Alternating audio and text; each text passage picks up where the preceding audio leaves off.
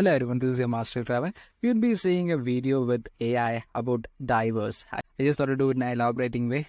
I know divorce is the hardest thing for any married couples, but if they decide to separate, then we can't object, right?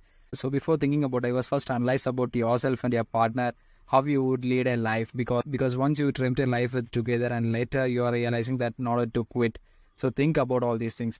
So in divorce, you have 8 types, but the most important, it's all about the mutual divorce and contestant divorce. Mutual divorce is something which you can do it easily with the both husband and wife would be consulting a lawyer, and within 6 months, according to India's new law, you can get divorce in 6 months. But the mandatory procedure is that you must be married at least for the period of 1 year. Here are the first fault divorce versus no fault divorce. Fault divorce used to be standard. To get a fault divorce, you need to prove that one spouse did something wrong that resulted in the marriage ending. Now, no states require fault divorce, but instead allow you to choose between a fault versus no fault divorce when ending your marriage. The grounds for a fault divorce can vary by state, but typically you can pursue a fault divorce based on the following justification. That is adultery, habitual drunkenness or intoxication, felony or imprisonment, insanity resulting in confinement to an institution or considered incurable, desertion or neglect, extreme cruelty. If you choose a fault divorce, you must prove the grounds. Even if one spouse did one or more of these things, you may opt to pause a no fault divorce anyway if it is easier to do so. However, there are some states which recognize something covenant marriage, which makes divorce harder. If you enter into a covenant marriage, a fault divorce may be your only option. No fault divorce. No fault divorce are now universally available, and many couples opt for a no fault divorce for simplicity. A no fault divorce occurs when the grounds are reconcilable differences. Although there are differences between states in general, irreconcilable difference mean that the marriage has broken down due to the difference between you and there is no chance of recovery.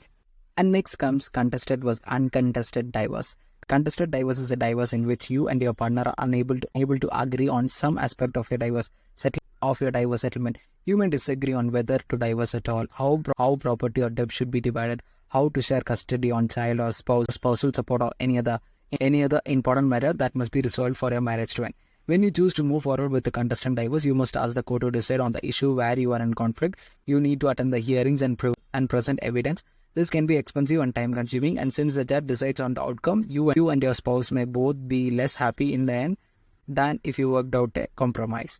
A contested divorce has a plenty of downside, but may be the best option in some situation, such as if you cannot negotiate the issue with your spouse because they are abusive, they are hiding assets, or because of some other major issue that prevents compromise.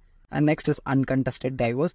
An uncontested divorce is a divorce in which you and your spouse agree on divorce settlement and do not need a court to resolve any issue for you. You draft a separate agreement to the court and parenting plan by working together. This process can be quicker, less costly, and result in better divorce settlement, since you and your spouse know what's best for the family and what is the most important to each of you.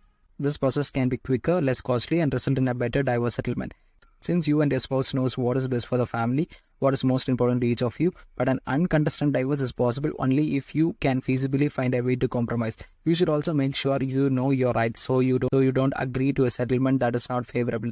So this is also called as a mutual divorce, and mutual divorce is the best option to make yourself and your wife happy. And next comes summary dissolution or simplified divorce. In some states, when you have been married for a short time and pursuing an uncontested divorce, a simplified divorce process is available. This may be called a summary divorce or a simplified divorce, and it involves less paperwork and less time. A divorce attorney can help you to determine if you qualify for this type of divorce. Next comes litigated versus mediated or collaborative divorce. The method of resolving divorce can also vary from one situation to another. For example, you could resolve disputed issues through mediation or litigation, or could opt for a collaborative divorce. Litigated divorce is a traditional method of resolving issues that arise during that you cannot compromise on. You go to the court and pursue a contested divorce and ask the judge to make decision on custody, support, or property division if you pursue this type of divorce.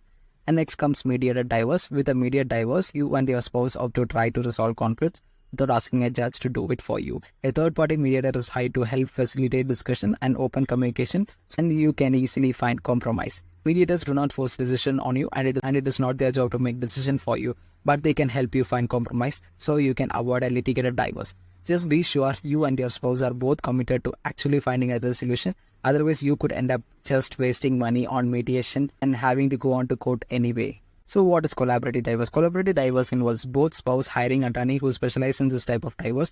The attorney commits to working out a settlement to divorce and agree they will not litigate the case. You and your spouse agree to share information and try to find compromise, even if this involves many meetings.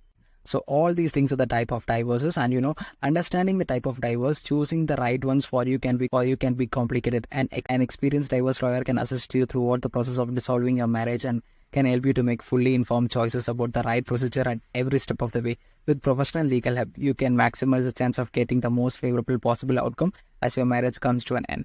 So before deciding about all this divorce, first think about the marriage.